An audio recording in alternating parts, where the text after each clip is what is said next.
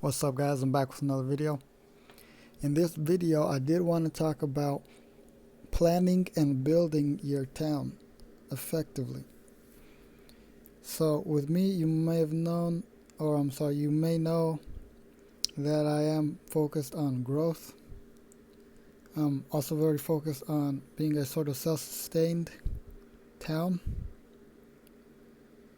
And I think a lot of players make the mistake of having your town look a certain way, which of course does not make any sense. What I actually did here is I first calculated exactly what I wanted to do in the game and then understood how I could do that.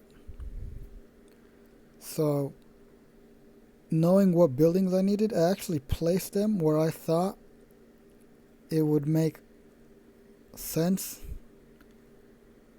in real life, not necessarily in the game, which is just something I enjoy. Every time I log into my town, I get to look at something like that. So as you can see, like here, all of the lumberjack sheds are next to the forest, right? And I also have, the farms. Farms are in like places where water is easily accessible. Sorry. Also, like my hospitals, I thought it'd be nice to have, some right here by the water. Another one over here with a nice view. And of course, readily accessible. So back to exactly what I wanted to do. I knew I was going to need resources. So as you can see, I do have manors here. And I do upgrade them.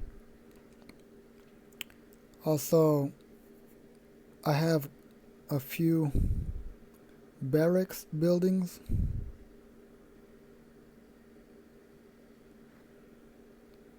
So I do actually have an equal amount of all of the resource buildings, with the exception of the farm building, because there are extra spaces, right? You actually have one extra space, and I gave that space to a farm building, keeping in mind that my manors and my barracks were equally placed as well. So if you take all that into account, including your hospitals, I should mention that because I think hospitals are important. And that actually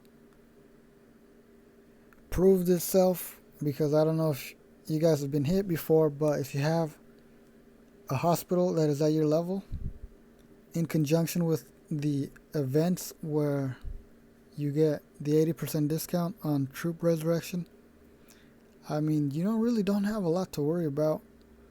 And that's another reason I really enjoy this game. It's another reason I say the game is not pay to win. I've never felt it's paid to win, and that's why I love the game so much. That's why I decided to stick with this game, because I have played other games in this genre. I also like that they don't change up, they don't completely redo their game mechanics, they just instead build on what they already have, because I've also been screwed over like that by a game where they pretty much just became an entirely different game. And of course, in my humble opinion, I think nobody likes that, and the people that did end up staying were just too far gone, too far invested. And there's just new players that really liked what they were dealing with. Maybe some old players liked the new game, who knows. But that's about it as far as the planning of your town goes. I know it can be a little difficult when you don't know exactly what you're dealing with, but I do believe that a lot of what a game is made of can be deciphered, so to speak, by playing just for those first few minutes. Maybe the introduction video told you something, some of the gameplay told you something, who knows. Anyways, I want to thank you guys for watching. I'll catch you guys in the next video. Please remember to subscribe and activate those notifications. See you in the next one.